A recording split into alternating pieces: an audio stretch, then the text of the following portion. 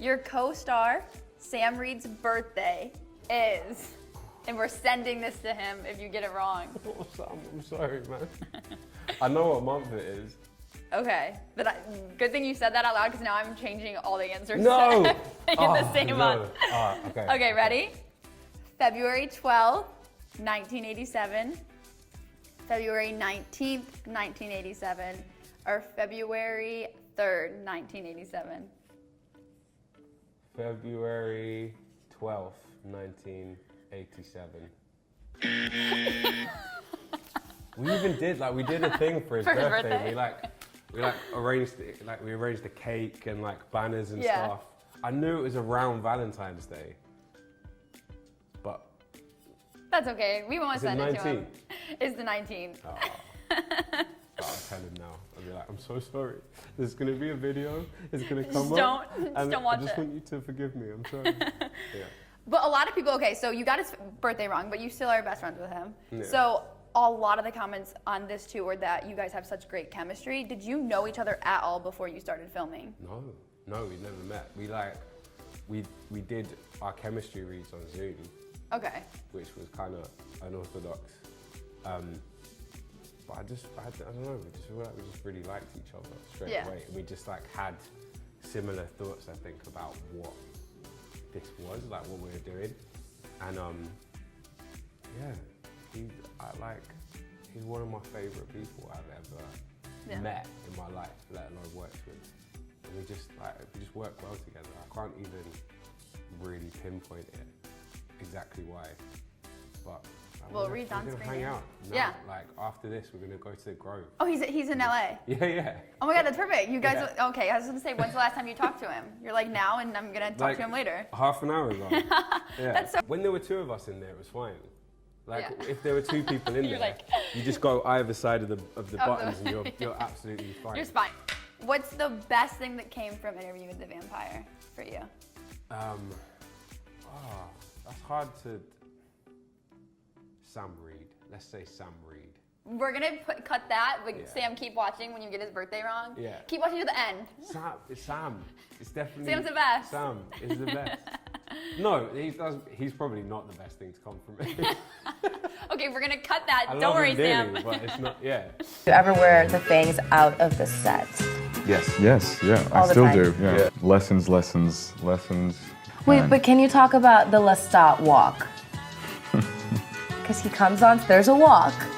That's not Sam's walk. And it's incredible. Should I do it? Yes. Oh my gosh, wait, you have to see him do the walk. I have to catch it, it's so good. It's more of a stride than a walk. Who do you think might be a vampire in real life? Sam. Vampire. And production designer Mara Lepere-Schloop. But I have the most beautiful one. Fine. Which is very fitting for Louis. And Sam, you said your contact. He's scared, and he's trying to scare me, both as character and Jacob was also trying to scare me. Yeah, there's the fear, but there's the ambition too, and that's such a challenging thing. How do you meet someone? And he meets his match.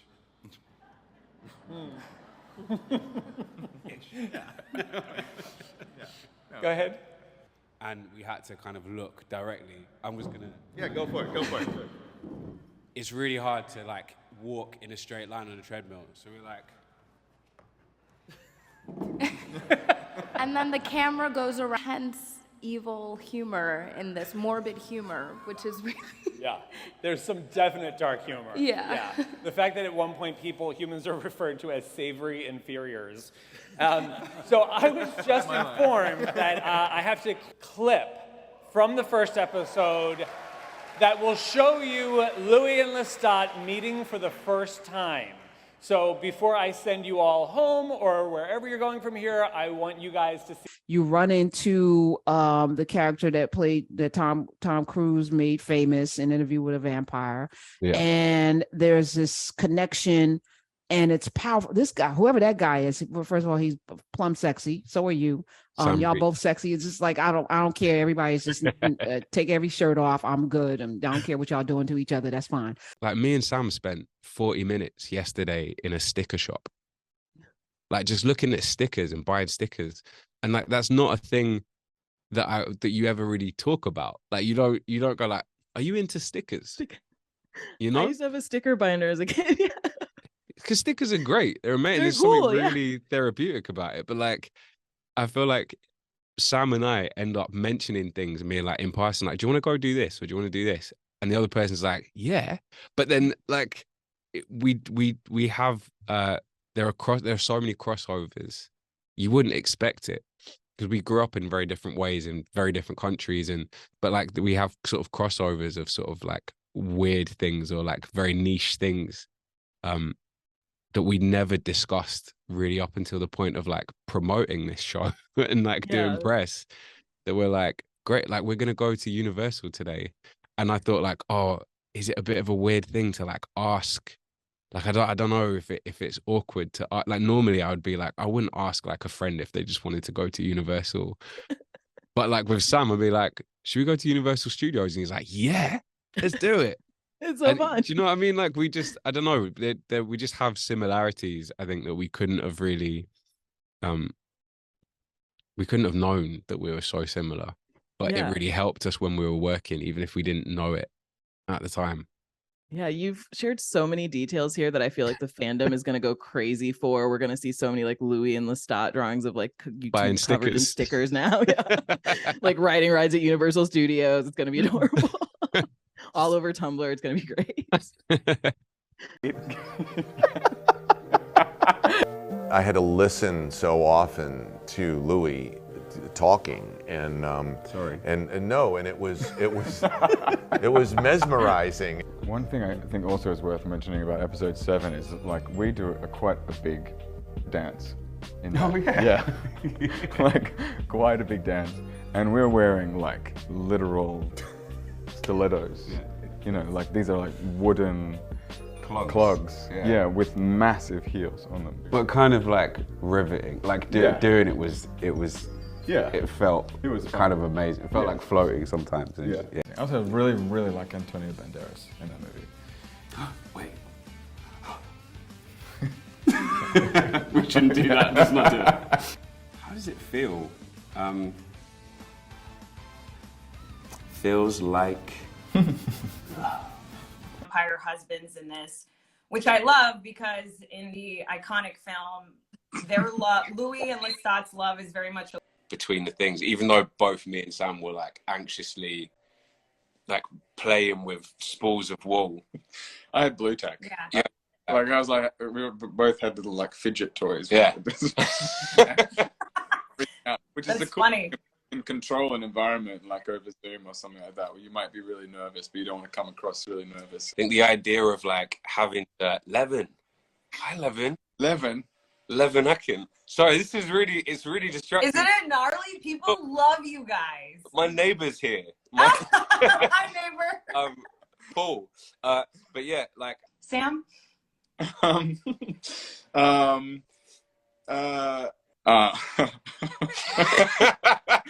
Someone goes, Sam, you're a vampire, admit it. Yeah, but okay.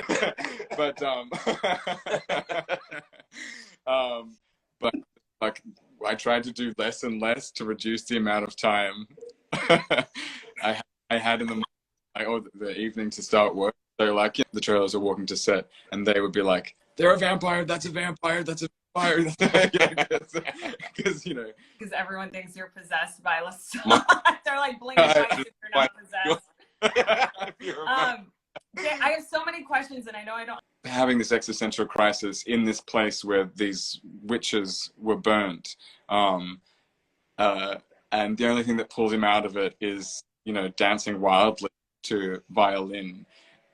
There's just something about that I always thought about, you know, like. I think he knows deep down that Claudia can actually probably give Louis maybe something that he can't give him, which is, you know, a sense of purpose, perhaps. And also like a sense of consistency, right? Yeah, okay, sure. Because Lestat's definitely not consistent. No, he's very chaotic. It's always on his terms, whereas Louis and Claudia are fairly successful at living this kind of slightly domestic situation where they can be a family. there are so many reasons why these characters shouldn't be together. And it's probably the same for Antoinette, right? She will have a version of the vampire bond with Lestat. It might not be as deep as it is with Louis, but she's stuck in that trap. She's attached to him forever.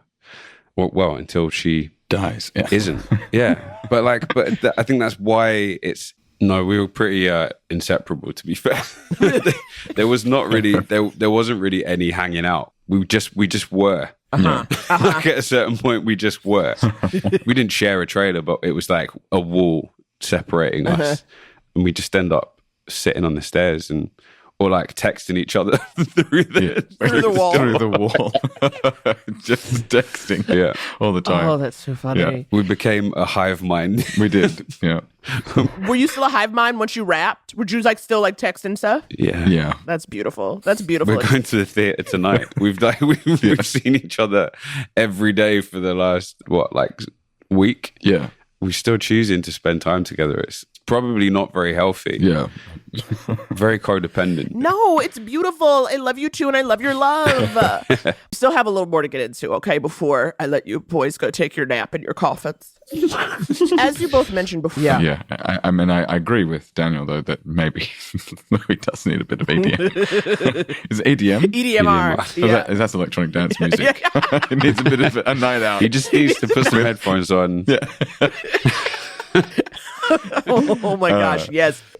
But you haven't met Armand yet. Well, this is the thing. There's so much I need to know about him. I have so many questions about Armand. Now, knowing that we have a season 2 coming, can you give us a little taste of what's to come? Certainly last we saw Loustat, he was, in a garbage pile eating a rat. And Louis is with another messy bitch who lives for drama. So, yeah, in terms of Lestat, I mean, yeah, I don't know if I could just be... No, we need to stop, Sam. Yeah. I can feel you, you're about to... just stop. Yeah. Well, yeah. Oh my God. But look, Jacob is such a lovely person, such a really fantastic actor, and so easy to be around. And I can see that he was going to be a very easy person to fall in love with. So it was fun. In fact, I just came from having ice cream with Jacob, and he says hello. Oh my God, I'm obsessed. I want these moments, because give me that footage, okay? I want ice cream footage. Yeah. I want strolling the streets of downtown New Orleans footage. Yeah, I mean, we hang out all the time, and we've become very, very good friends, because it is a crazy journey that we're on, and it was a crazy job. So it's really lovely to have such a good friend. Anderson, I've still got quite a few pictures on my phone of Sam wearing his teeth before I met him in person. He was always making quite different faces. Reid laughs. I also have photographs of Jacob too. Anderson, the thing that I always found funny is that Sam had his photos set on live, so there was always a bit of movement as well, which just added to the drama. I was like, oh, this guy's interesting. Reid, it's funny because I don't know how to take the live setting off the photos, and it's always embarrassing to send live photos to people, which I think are the worst kind of things to send, particularly to somebody you haven't actually met in person. Anderson laughs. Exactly, but you made a very good first impression. I was like, this guy's brave, he's sending me videos. This is how I'm seeing Lestat de Lioncourt for the first time. How did your first in-person meeting go? Reid, we were in New Orleans quite early, almost a month before filming began. We first met in person in a rehearsal room. Anderson, I'll tell you where we met in a corridor. We both had our masks on and we went straight into rehearsal, and then the next day we went for a walk. We spent the whole day walking around together. Reid, we went to Jackson Square. We went to the house that would be filming in a lot. We walked around Louis Armstrong Park. Then we went to a vampire boutique. Anderson, yeah, we did. We both bought vampire candles. Reid, it was so much fun. And then I lit mine and you didn't. Anderson, I wanted to make it ceremonial. I wanted it to be like, we're going to light our candles at the same time. I was like, should we light our candles tonight, the night before we started shooting, and you were like, oh, well, I lit mine a few weeks ago. Reid, they were pretty cool, because as they melted, they had a crucifix suspended in the wax. I thought they were very suitable to Anne Rice because Anne Rice's vampires quite like crucifixes and don't really give two craps about them in terms of the deterrent of vampires. I thought that was quite funny. Anderson laughs, well, I wouldn't know. I still haven't lit mine. Don't you be sweet, okay? Because I'm coming in here and I'm mad at you. I'm mad at you, Sam Reid. Because my first question is this. How dare you? Okay? That's what I have to say. What are you referring to exactly? Which bit? Here's what I think of Lestat. I think that Lestat is a messy bitch who lives for drama. Sure. Okay? Sure. I feel so much like we're like, okay, sweetie, make sure you eat your food. Make sure you eat some grub. Okay? We love you, sweetie. Okay. Bye. Call on. Bye. Love you, Dad. Bye, Mom. Bye. Thank you. Bye. Thank you so much for watching.